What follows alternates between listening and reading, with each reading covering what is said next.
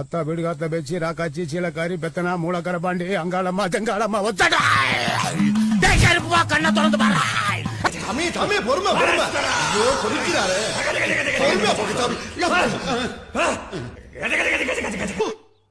அட பாவி சண்டாளா, நீ யாரா என்ன கொலை பண்ண பார்த்த?